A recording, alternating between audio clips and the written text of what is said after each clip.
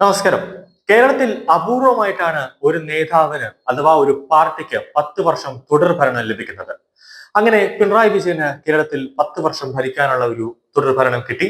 പക്ഷേ പിണറായി വിജയനെ കൊണ്ട് കേരളത്തിലെ ജനങ്ങൾക്ക് ഒരു പ്രയോജനവും ഇല്ലായിരുന്നു. മുഖ്യമന്ത്രിയായിട്ട് അധികാരത്തിൽ വന്നപ്പോൾ പിണറായി വിജയൻ കേരളത്തിന് വേണ്ടി എന്ത് ചെയ്തു എന്ന് ചോദിച്ചാൽ ഒന്നും ചെയ്തിട്ടില്ല. എല്ലാ മാസവും ചൊവ്വാഴ്ച റിസർവ് ബാങ്കിന്റെ ഈ കുബേര പോർട്ടൽ വഴി കേരളത്തിന് ഭീമമായ ഒരു തുക കടമായിട്ട് എല്ലാ മാസവും സമ്മാനിക്കുന്നുണ്ട് പിണറായി വിജയൻ. സംസ്ഥാന സർക്കാരിനെ കൊണ്ട് അത് കിട്ടുന്ന പണങ്ങളെല്ലാം പിണറായി വിജയൻ വകമാറ്റി നല്ല പോലെ ധൂർത്തായിട്ട് ചെലവാക്കുന്നുമുണ്ട്. ഇപ്പോൾ നരേന്ദ്രമോദി സർക്കാരിനെയും അതോടൊപ്പം തന്നെ അയ്യപ്പ ഭക്തരെയും വൻ ചതി അല്ലെങ്കിൽ ഒരു വലിയൊരു വഞ്ചനയാണ് പിണറായി സർക്കാർ കാണിച്ചിരിക്കുന്നത്.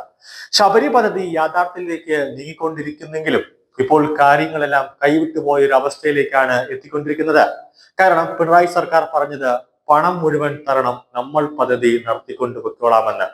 പറ്റില്ല എന്ന് കേന്ദ്രവും. കാരണം എന്താണെന്നാൽ അതായത് പദ്ധതി മുഴുവൻ പിണറായി സർക്കാരിന്റെ കയ്യിൽ ഏൽപ്പിച്ചാൽ സർക്കാർ ഈ പണം വകം മാറ്റി ദൂർത്തടിച്ച് ആ പണത്തെ നശിപ്പിക്കും. പിന്നെ ഈ പദ്ധതി ഇല്ലാതാകും. ശബരിമലയിൽ എത്തുന്ന അയ്യപ്പന്മാർക്ക് ഏറെ പ്രയോജനം നൽകുന്ന പദ്ധതിയാണ് ശബരി റെയിൽപാത.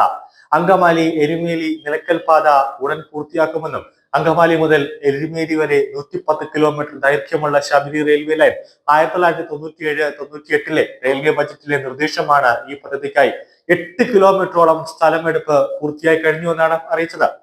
അങ്കമാലിക്കും കാലടിക്കും ഇടയിലുള്ള 7 കിലോമീറ്റർ പാതയുടെ നിർമ്മാണം വളരെ മുമ്പ് തന്നെ പൂർത്തീകരിച്ചതാണ്. ഈ ഭാഗത്ത് 2 മേൽപ്പാലങ്ങളുടെയും 2 അടിപ്പാതകളുടെയും നിർമ്മാണം ഭാഗം ചെയ്തിട്ടുണ്ട്. അടുത്ത 70 കിലോമീറ്റർ സ്ഥലമെടുപ്പിനുള്ള വിജ്ഞാപനം പുറപ്പെടുവിച്ചിട്ടുമുണ്ട്. അങ്കമാലി സംസ്ഥാന ശബരി പദ്ധതിയുടെ 50% തുക സർക്കാർ വഹിക്കണമെന്നാണ് റെയിൽവേ മന്ത്രാലയം ആവശ്യപ്പെട്ടത്. ശബരി റെയിൽ പദ്ധതി വഹിക്കുന്നതിൽ കേരള സർക്കാരാണ് എന്ന് കേന്ദ്രം ഇന്നലെ പാർലമെന്റിൽ തുറന്നു പറഞ്ഞിരിക്കുകയാണ്. കേരളം സ്ഥലം ഏറ്റെടുക്കുന്നത് വൈകുന്നത് കൊണ്ടാണ് പദ്ധതി ഇത്രത്തോളം നീണ്ടുപോകാൻ കാരണമെന്ന് റെയിൽവേ മന്ത്രി അശ്വിനി വൈഷ്ണവ് ഇന്നലെ പാർലമെന്റിൽ പറഞ്ഞു. റെയിൽവേയുടെ വികസനത്തിന് സ്ഥലം എടുക്കുന്നതിനായി 2111 കോടി രൂപ കേരളത്തിന് നൽകിയിട്ടുണ്ട്. പദ്ധതിക്കായി മൊത്തം 475 ഹെക്ടർ സ്ഥലമാണ് ഏറ്റെടുക്കേണ്ടത്. എന്നാൽ കേരള സർക്കാർ ഇതുവരെ ഏറ്റെടുത്തത് വെറും 64 ഹെക്ടർ സ്ഥലം മാത്രമാണ്. ഇനി ഏറ്റെടുക്കാനുള്ളത് 411 ഹെക്ടർ സ്ഥലവും. ഇത് ഏറ്റെടുക്കാത്തിടത്തോളം ഈ പദ്ധതി ഇങ്ങനെ തന്നെ നിൽക്കും.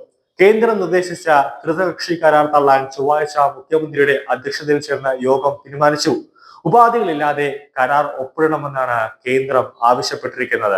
അതായത് കേന്ദ്രത്തിന് ഈ ശബരി റെയിൽ പദ്ധതിയുടെ പേരും പറഞ്ഞ് ആവശ്യത്തോളം കടങ്ങൾ എടുക്കാനുള്ള സ്വാതന്ത്ര്യം കേന്ദ്ര സർക്കാർ നൽകണമെന്നാണ് സംസ്ഥാന സർക്കാർ പറഞ്ഞത്. ഈ ത്രിതല കക്ഷി യോഗം എന്ന് പറഞ്ഞാൽ റിസർവ് ബാങ്കും കൂടെ ഇതിന്റെ അകത്തേക്ക് കേന്ദ്രം ഉൾപ്പെടുത്തുന്നുണ്ട്. അതായത് ഈ ഇടപാടുമായി ബന്ധപ്പെട്ട് കേരളം ഏതെങ്കിലും തരത്തിലുള്ള ഒരു വീഴ്ച സംഭവിച്ചു കഴിഞ്ഞാൽ റിസർവ് ബാങ്കിൽ തന്നെ നേരിട്ട് ആ പണം സംസ്ഥാന സർക്കാർ പിടിച്ച് കേന്ദ്രത്തിലേക്ക് എത്തിക്കാം എന്നൊരു നീക്കം കൂടിയാണ് ഈ ഒരു കരാറിന്റെ വച്ചിരിക്കുന്നത്. എന്തായാലും ഈ കരാർ സംസ്ഥാന സർക്കാരിന്റെ കയ്യിൽ നിന്നും കേന്ദ്രം നേരിട്ട് ഏറ്റെടുത്ത് നടത്തിയാൽ മാത്രമേ ശബരി പദ്ധതിക്ക് വെളിച്ചം കാണൂ, അല്ലെങ്കിൽ പച്ചക്കൊടി വീശാൻ പറ്റുകയുള്ളൂ.